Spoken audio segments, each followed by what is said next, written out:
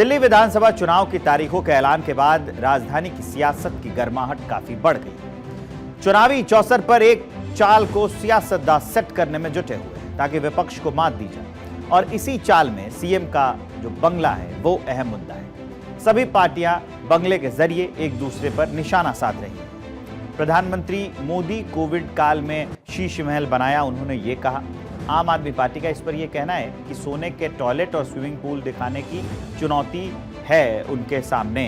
संदीप दीक्षित जो है इस पर यह कह रहे हैं कि केजरीवाल ने शीश महल में एक मिनी बार भी बनवाया हुआ है। तो यह आरोप प्रत्यारोप का दौर लगातार चल रहा है, यानी कि चुनाव में बंगले पर सियासत काफी तेज है। और आज बीजेपी और आम आदमी पार्टी के नेता सीएम आवास को लेकर एक दूसरे पर निशाना साधते रहे। इसकी शुरुआत हुई आम आदमी पार्टी के नेता संजय सिंह और सौरभ भारद्वाज के सीएम आवास जाने के दौरान।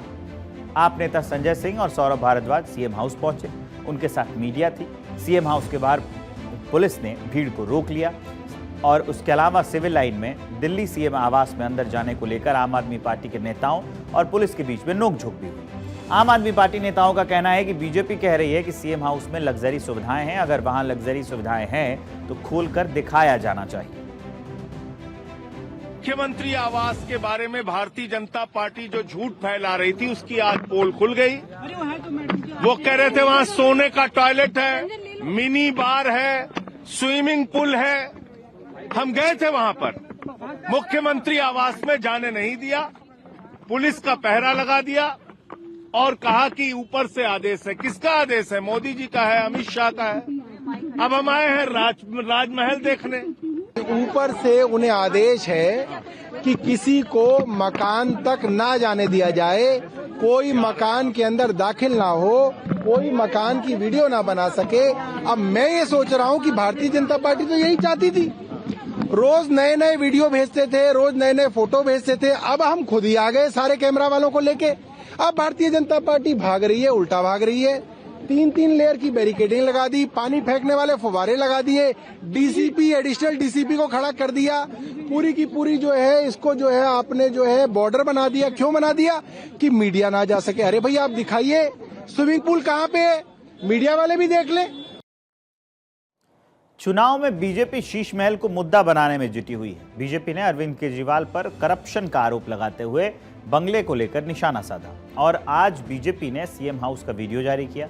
दिल्ली बीजेपी ने एक्स पर पोस्ट करते हुए कहा, क्या आपने अरविंद केजरीवाल के भ्रष्टाचार का शीश महल देखा है? अगर नहीं तो आइए आज आपको दिखाते हैं शीश महल के अंदर के दुर्लभ दृश्य। बीजेपी ने शीश महल को लेकर अरविंद केजरीवाल और आम आदमी पार्टी को निशाने पर लिया।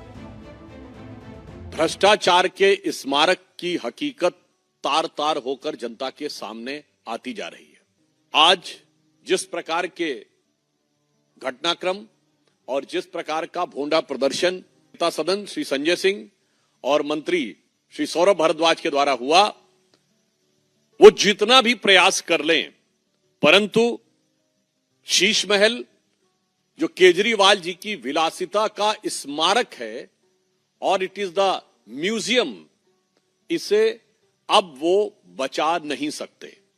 जो कुछ उन्होंने आज किया है वो राजनीतिक दृष्टि से उच्छृंखलता, उद्दंडता और अराजकता का एक भोंडा प्रदर्शन है।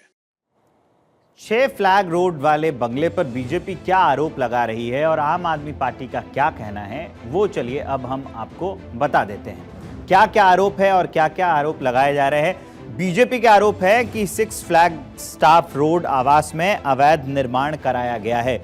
आम आदमी पार्टी का जवाब है कि सभी आरोप झूठे हैं और मनगढ़ंत भी हैं। इसके अलावा बीजेपी यह आरोप लगा रही है कि रेनोवेशन के नाम पर सारे नियम कानून तोड़े गए हैं बंगले में। आम आदमी पार्टी इस पर जवाब दे रही है कि बीजेपी दुष्प्रचार कर रही है, ऐसा कुछ नहीं हुआ है। इसके अलावा बीजेपी का यह आरोप है कि 10,000 गज का बंगला 35,000 गज का बना दिया गया है, तोड़ के और ज्यादा जमीन एक्वायर करके। आम आदमी पार्टी इस पर कह रही है कि बीजेपी के पास कोई मुद्दा नहीं है, तो इसी मुद्दे को वो आगे उठा रही है और बना रही है। इसके अलावा आरोप यह भी है बीजेपी की ओर से कि बंगले के निर्माण में 75 से 80 करोड़ रुपए खर्च किए गए हैं। आम आदमी पार्टी जवाब दे रही है कि केजरीवाल को बदनाम करने की ये कोशिश हो रही है और कुछ नहीं है। इसके अलावा सीएजी की रिपोर्ट का हवाला देकर अनियमितता का दावा बीजेपी कर रही है, जबकि आम आदमी पार्टी कह रही है कि सीएम आवास केजरीवाल की निजी संपत्ति है ही नहीं, इसमें तो जो सीएम होगा वो आकर रहेगा। सीएम आवास के रेनोवेशन को लेकर चल रहा विवाद लगातार बढ़ता जा रहा है। इस मामले में अब हरियाणा के मंत्री अनिल विज की भी एंट्री हो गई है। अनिल विज ने क्या कहकर आम आदमी पार्टी के नेता को निशाने पर लिया, वो आपको जरा सुनाते हैं। दिल्ली में भारतीय जनता पार्टी जीतेगी और ये जो शीश महल है, जो एक गरीब आम आदमी पार्टी ने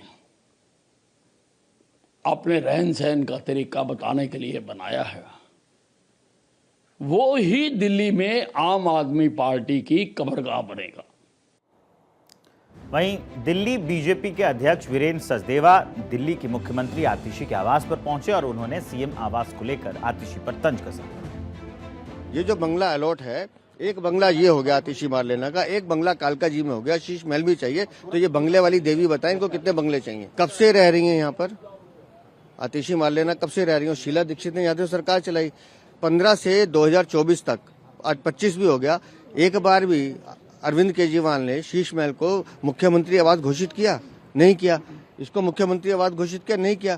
तो ये आपको घोषित करना था ना कि मुख्यमंत्री आवास कौन सा है, आपने घोषित नहीं किया। तो जो अलॉट है वो आपके पास, तो एक व्यक्ति के पास एक ही बंगला अलॉट होगा ना, वो दो कैसे अलॉट हो सकते हैं। दरअसल आतिशी ने आरोप लगाया कि 3 महीने के अंदर दूसरी बार उनसे सीएम आवास छीना गया और इसी आरोप के चलते वीरेंद्र सचदेवा आज आतिशी के आवास पर पहुंचे थे। सारा विवाद दिल्ली के बंगला नंबर 6 फ्लैग स्टाफ रोड को लेकर चल रहा है और ये विवाद बीजेपी और आम आदमी पार्टी के बीच एक दिलचस्प राजनीतिक खींचतान बन गया है। सारी बहस इस प्रॉपर्टी को दिल्ली के मुख्यमंत्री के आधिकारिक निवास के रूप में नामित करने को लेकर है, जबकि इस तरह के असाइनमेंट के लिए कोई आधिकारिक आदेश नहीं है। अतीत में दिल्ली के कई मुख्यमंत्री अलग अलग आवासों में रह चुके हैं, जिससे ये साफ होता है कि 6 फ्लैग स्टाफ रोड इस भूमिका के लिए पहले से तय नहीं था। 1993 में जो मदन लाल खुराना थे, उनको 33 शामनाथ मार्ग स्थित आवास आवंटित हुआ था। साहिब सिंह वर्मा को 9 शामनाथ मार्ग स्थित जो बंगला है वो आवंटित किया गया था। पहले कार्यकाल में शीला दीक्षित जो मथुरा रोड स्थित AB 17 सरकारी आवास है उसमें वो रही थी। वर्तमान में ये सरकारी आवास आतिशी को आवंटित है। 2003 में सीएम बनने के बाद शीला दीक्षित ने अपना आवास बदल लिया था। मोतीलाल नेहरू मार्ग पर सरकारी बंगले में मुख्यमंत्री के तौर पर वो 10 सालों तक रही थी। 2013 में अरविंद केजरीवाल ने तिलक लेन स्थित एक सरकारी फ्लैट लिया और वहां रहे। 2013 में अरविंद केजरीवाल 49 दिनों तक मुख्यमंत्री रहे। 2015 में सिविल लाइन स्थित 6 फ्लैग रोड वाला जो बंगला है उसको सरकारी आवास के रूप में चुना गया। यानी दिल्ली का जो भी मुख्यमंत्री बनता है वो अपनी सहूलियत के हिसाब से बंगला चुनता है। मुख्यमंत्री पद से हटने के बाद उसे अपने निजी या किराए के मकान में रहना पड़ता है। दिल्ली के पूर्व मुख्यमंत्री को अलग से कोई आवास भत्ता भी नहीं दिया जाता। प्रति माह मिलने वाली राशि में ही आवास भत्ता शामिल होता है। जब अरविंद केजरीवाल मुख्यमंत्री बने तो उनके पास घर नहीं था।